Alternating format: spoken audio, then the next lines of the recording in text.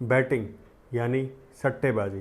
जी हाँ दोस्तों, आज के युग के अंदर अगर देखा जाए तो बैटिंग इंडिया और इंडिया जैसे और भी कई देशों के अंदर इल्लीगल मानी जाती है, पर कुछ लोगों को इससे पैसा कमाना बहुत आसान लगता है और इसी वजह से वो इस इल्लीगल चीज़ को बार बार करते हैं। ऐसी ही एक कहानी के बारे में आज हम बात करेंगे दोस्तों, जिसके अंदर रशिया के लोगों का इस्तेमाल किया गया और उनसे काफ़ी पैसा ठगा गया। कहानी की शुरुआत होती है दोस्तों 2022 गुजरात के महसाना डिस्ट्रिक्ट के एक छोटे से गांव मौलीपुर से, जहां शोएब नाम का एक आदमी जो कि रशिया से वापस लौटा था अपने घर, और किसे पता था कि वो अपने कुछ दोस्तों के साथ मिलकर के उसी गांव के अंदर एक इतना बड़ा स्कैम करेगा जो कि वर्ल्ड फेमस हो जाएगा। बात है रशिया की, जब यही शोएब जो कि मौलीपुर का रहने वाला था वहाँ पर एक पब के अंदर काम करता था, जहाँ पर कुछ लोग वहाँ पर सट्टेबाजी करने आते थे, बैटिंग करने आते थे, और वहाँ से उसने इस चीज़ की इतनी नॉलेज ले ली कि इस चीज़ को वो खुद कर सके, और वो भी इतने बड़े लेवल पर, जिसके लिए शुरुआत में उसने अपने ही गांव के अंदर एक खेत को किराए पर लिया और उसी गांव के अंदर क्रिकेट मैच की पिच बनाई और बाउंड्री बनाई, बाउंड्री रोप्स लगा करके पूरा प्रोफेशनल तरीके से कि सब कुछ वहां पर रियल लगे। पहला सेटअप कंप्लीट करने के बाद उसे ज़रूरत थी कुछ लोगों की जो वहां पर क्रिकेट मैच को खेल सके, जिसके लिए उसने 400 रुपये दिहाड़ी पर अपने ही गांव से कुछ लोगों को जो कि बेरोज़गार थे और खेतीबाड़ी करने वाले लोग थे उनको रखा।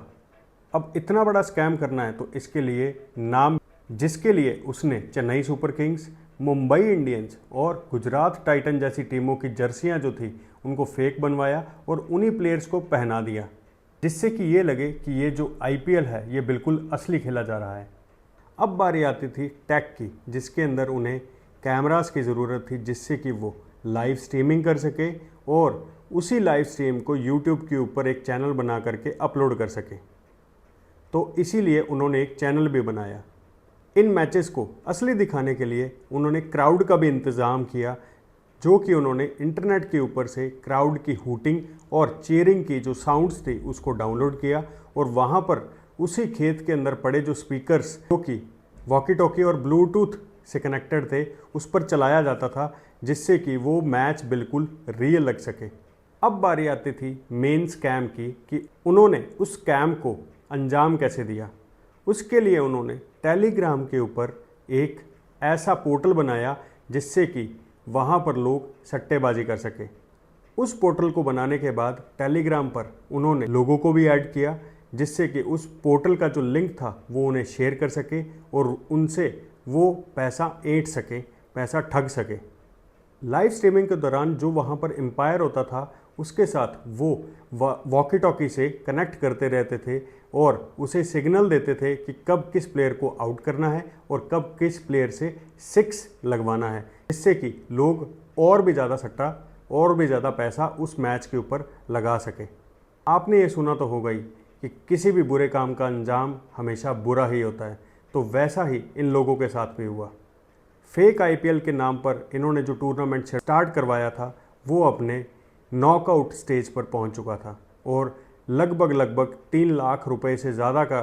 जो अमाउंट था वो इन्होंने रशिया के लोगों से ठग लिया था। और इसी चक्कर के अंदर पुलिस को इस स्कैम की भनक पड़ गई और उन्होंने जब अपनी इन्वेस्टिगेशन की तो उन्हें पता लगा कि मौलीपुर गांव के अंदर खेत के अंदर फेक आईपीएल करवाया जा रहा है और लोगों से पैसा ठगा जा रहा है। जब उन्होंने इस बात को पुख्ता किया तो उसके बाद उन्होंने वहाँ पर रेड मारी और उन सभी लोगों को गिरफ्तार किया जो वहाँ पर इस स्कैम को अंजाम दे रहे थे और इस रैकेट का पर्दाफाश किया। तो आपको मेरी ये वीडियो कैसी लगी? मेरी ये वीडियो आपको अच्छी लगी तो इस वीडियो को लाइक कीजिए, शेयर कीजिए, और ऐसी और इंटरेस्टिंग वीडियोस देखने के लिए जो आपको यूट्यूब पर कहीं और नहीं मिलेंगी, मेरे चैनल को कीजिए सब्सक्राइब।